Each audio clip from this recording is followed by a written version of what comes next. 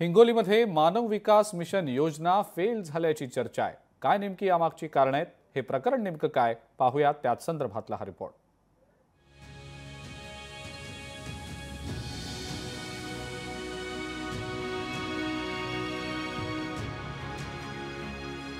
महाराष्ट्र शासनाच्या वतीनं मागास जिल्ह्यांचा निर्देशांक वाढवण्यासाठी मानव विकास मिशन हा उपक्रम 2006 मध्ये सुरू केला। ग्रामीण भागातील विद्यार्थिनींना गावापासून दूर असलेल्या शाळेत जाण्यासाठी मोफत बसची व्यवस्था करण्यात येते। त्याचबरोबर सायकल वाटप केल्या जातात। मात्र हिंगोली जिल्ह्यातील गावांमध्ये मानस विकास मिशनचा भोंगळ कारभार समोर आलाय। पैदल काऊन जाते? बस आली नाही मग रोज बस येते का? एखाद्या दिवशीच येते। आता कुठं गेलतीस?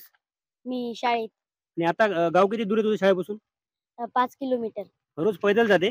हो 5 किलोमीटर पायी जातात व 5 किलोमीटर वापस पायी येतात। रोज शाळेला उशीर होतो सर कलमाकर। हिंगोली जिल्ह्यातील सेनगाव आणि औंढा नागनाथ या तालुक्यांचा मानव विकास मिशन योजनेत समावेश आहे। मात्र येथेही या योजनेचा फज्जा उडाल्याचं चित्र आहे। एसट्या तुटक्या, एसट्या गळतात, एसटी जात नाही। त्या एसटीमुळे गोरगरीब लोकांच्या मुलीची विद्यार्थिनीची त्याची फार हालचाल होत आहे। 4-4, 5-5 किलोमीटर पैदल जाणं लागते। तरी शासनानं मानव विकास योजनेच्या अंतर्गत जी योजना वापरली त्या बसेस चांगल्या तऱ्हेच्या भेटल्या पाहिजेत आणि महाराष्ट्र शासनानं त्याची गंभीर दखल घेतली पाहिजे।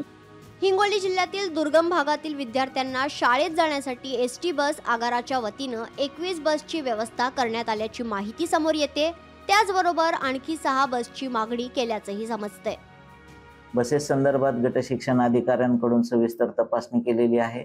या संदर्भात माननीय जिल्हाधिकारी महोदय यांच्याकडे त्यांनी त्यांचे अहवाल सादर केलेले आहेत आणि नवीन प्रस्ताव बस रूटची नवीन मागणी प्रस्ताव आमच्याकडे प्राप्त नाहीत। याबद्दलची माहिती घेऊन पुढील कार्यवाही करण्यात येईल। हिंगोली जिल्ह्यामध्ये अधिकाऱ्यांच्या दुर्लक्षामुळे मानव विकास मिशन योजना फेल ठरल्याने जिल्ह्यातील विद्यार्थ्यांना पायपीट करत शाळा गाठावी लागते। आता तरी प्रशासनानं याकडे लक्ष देऊन विद्यार्थ्यांना लाभ द्यावा हीच अपेक्षा। गजाननवाडी, लोकशाही मराठी, हिंगोली। लोकशाही मराठी ऐका, पहा, जागरूक रहा।